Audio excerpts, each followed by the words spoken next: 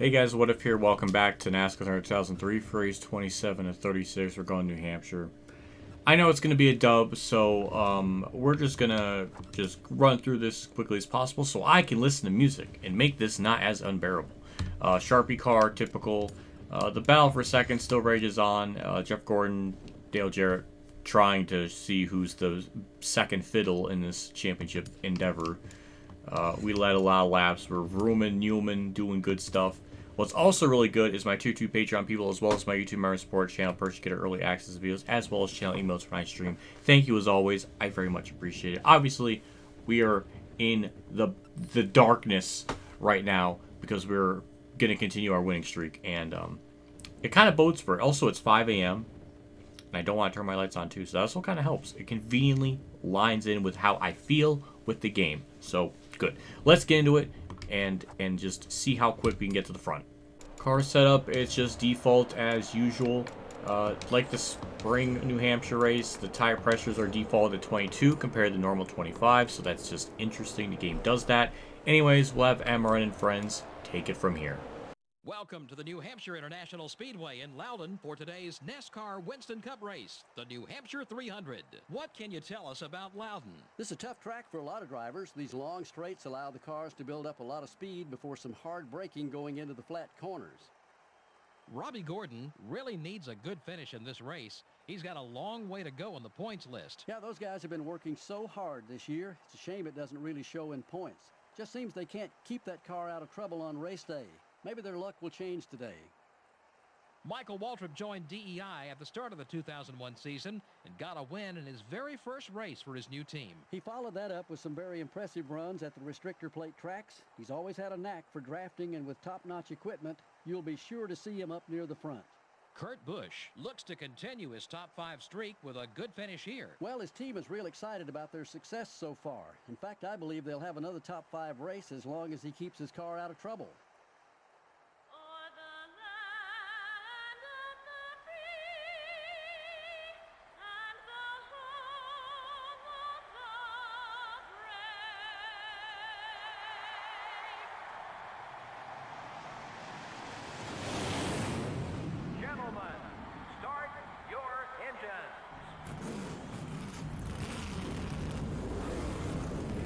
Good introduction there.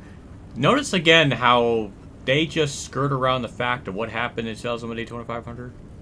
I guess it's weird that's just a thing that like they just don't talk about it or address it, because there's a lot of emotions in that race that Michael Waltrip probably should be having, or he won it under crazy circumstances, or I don't know, I don't know. They just don't talk about it.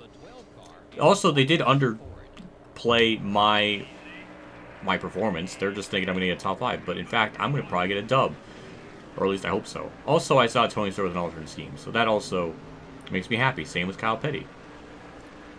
But yeah, this track, for whatever the reason, is just not that tough. Now, it can be tough if you really abuse the right rears when it puts you down to third. That's really the only hurdle I've come across. But it's very easy to counter that, so it's not that big of an issue. As you already see in the first lap, we gained 11 spots, which is very nice. Car is just handles very well, and we can get away with running down below the yellow line as well, and kind of carry speed too, so that also helps. Just really, the car does such an incredible job doing everything I needed to. It's quite ridiculous. I'm hearing a lot of tunks, a lot of bunks of noises behind me, so that's concerning. But in all my practice runs, we got up to lead even before halfway, so kind of curious what we can do in this one now that I'm actually recording and talking, which typically lessens my skill by like 20%. So, I don't know, we'll see. Jeff Gordon with a bad day, that's not good. Dale Jarrett's gonna increase his point lead, so, or at least his point lead. I'm already thinking I'm not leading. My brain's just programmed to not even register that. Yeah, Jim John started up on the front row. That was, good for him. He thinks he's going to get his first win of his career, but no, I denied him of that at Rockingham, and will deny it here too for him. Also, interesting this race is called New Hampshire 300. I'm sure this race had an actual real-life name. Probably the Sylvania 300. I don't know, it's just weird they didn't get the rights to use the race name. Or maybe this was a case where they in real life they didn't have a race name yet until like the week before. I don't know. I don't know that type of backstory lore or what. I'm sure someone in the comment section is gonna correct me on that, because the comment section's been on their A game with that lately. But yeah, Tony Stewart alternate car, Jurassic Park car that infamously ran at Daytona that he got black flag for. He never pitted for it, so that was funny. It's kind of an underrated, underlooked moment just because Junior's lead is just in win was so emotional. Many things kind of gotten forgotten in that race, and that was one of them. But yeah, we're just doing good. The car is just, we're already up in the top 10. Well, not quite yet, but Ricky Rudd having a good run. Nice to see that. Same with Sterling Marlin. I see, yeah, Jimmy Johnson up there. Again, we are just living in a universe where Jimmy Johnson is just unable to win because of my greatness. So I kind of like this timeline. Less wins for Jim John, the better. Now we're just under 2 seconds. Kenseth gives me the bottom. We'll just easily sweep down there, get the spot. They're making it very easy for me to pass to. They're really not hugging the bottom lane as good as they should. Or they're like half a lane up or something like that. So it's making it very easy. That was our first little spaghetti-o sideways moment. So there was that going on. And now we're P7. Still closing in on the leader. So yeah, in my practice runs, I was able to get to lead in 7 laps. We're not going to quite do that here, but still going to be impressed with all hell how fast we are getting up through here, so that's good. And also, Dale Jarrett's running respectably, so he's trying to kind of pin his bottle of second place in points. But yeah, P5 just about to take 4th. Jimmy has a slightly... Oh, look at Junior try to block. That was adorable. He tried.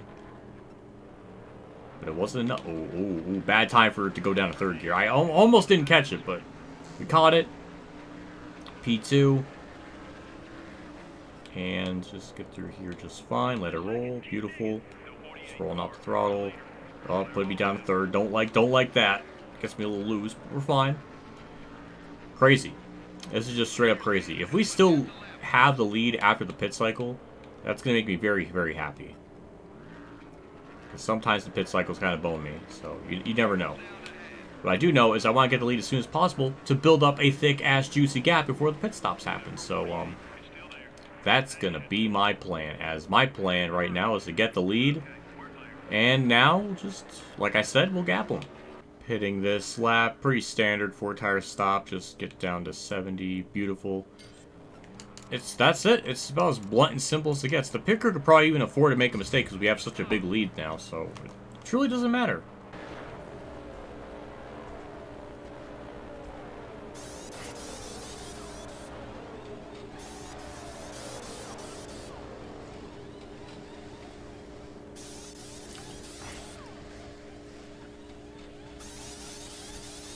That's a 15.7. That is fucking diabolically fast. Again, at a track where we really didn't need the greatest pit stop, and we get it here. Now, when we go to Dover, a track where it is going to be pretty difficult, I bet they're going to just do terrible with the pit stop. But they're going to, you bet your panties, they're going to make sure they just get an incredible stop. What irony. Nico Rosberg would love this type of dark humor. She probably would. Why am I going into that tangent? I don't know, but I got nothing else to talk about. The leaders are on pit road. We're easily going to cycle out into lead and have a insurmountable gap. So now we get to chill for the next 10 laps as I can now freely and comfortably listen to this big blue note fold up in my pocket. Musical tangents aside, we're leading, destroying the field in lengths of similar to Richmond almost. Not quite. I mean, it was a little bit tougher, but what else do I possibly say? At least we're going in a Dover next race where I know I'm not going to win. I just wonder what Thunder 04 is going to be like. If this game is like this, where we can win 15 to 20 races, then what is Thunder 04 going to be like? I don't know. That's going to be terrifying for the viewers to find out as we get another dub and just continue our dominance. I don't know what else I have to do. I guess making like the worst setup imaginable, and then I guess that's the only way for this to be interesting, but it just feels stupid. I reiterated the same points, Richmond. I got nothing new to say. Let's just move on. I wonder if they motion captured all this bromance going on, because it makes me a bit uncomfortable.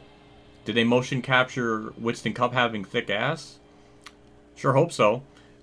But that's another win in the books. Dale Jr. second, Mark Martin, Sterling Marlin, good run. Jim John got fifth. And we definitely led the most laps. Let's more than half. And yeah, he led 9. Junior led 3. And Ricky Red led 2. That was assuming during a pit cycle. And that's kind of the majority of all the laps led. Don't know where Jeff Gordon ended up finishing.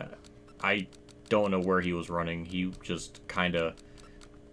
Yeah, kind of mid for Jeff Gordon standards, but good for me. A lot of cars a lap down, and there was 25 on lead lap, but 26 on back were a lap down. So yeah, pretty very revolting. And the only DNF, in fact, there was no DNFs. Never mind, I will omit that statement. So next race is Dover, a race where I know we're not going to win, so that's going to be nice. Dale Jarrett continues his second place brigade. Jeff Gordon continues to fall apart. Mark Martin, he's trying, but he's 203 back from Jarrett. Jimmy Johnson actually fifth. I'm sorry. Dale Jr. 6th, Newman 7th, and Marlin to 10th. Rusty in 11th, who's closing in on Marlin. So there's that interesting battle of the banquet. And Ricky Rudd 1 point off of being 13th again. So hopefully that happens just for the lulz, for the lamaus.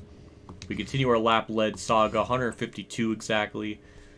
Not bad. I don't think we're getting to 200 or like 190, but be pretty close to that. So that'll be cool.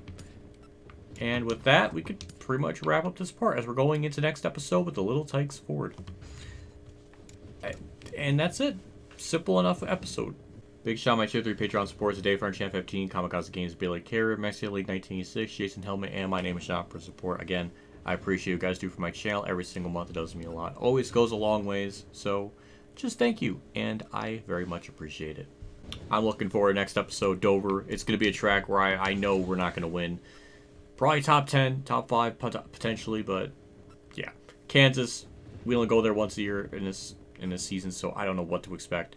Talladega, probably dub. Lowe's, maybe dub. Definite dub. Probably top 5.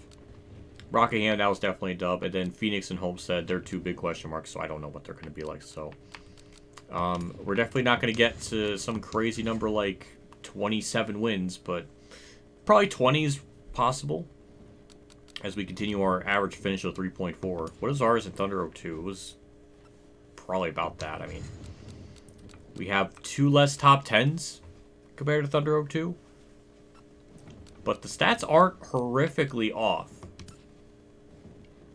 I don't know. I thought this was going to be like we were going to be lucky to get 10 wins, but no, I was very wrong. So, yeah, I don't know. Anyways, yeah, I guess see you all next episode of Dover, where an AI driver will win, and that will be exciting. So, see you all later, and as always, have a good day, everyone.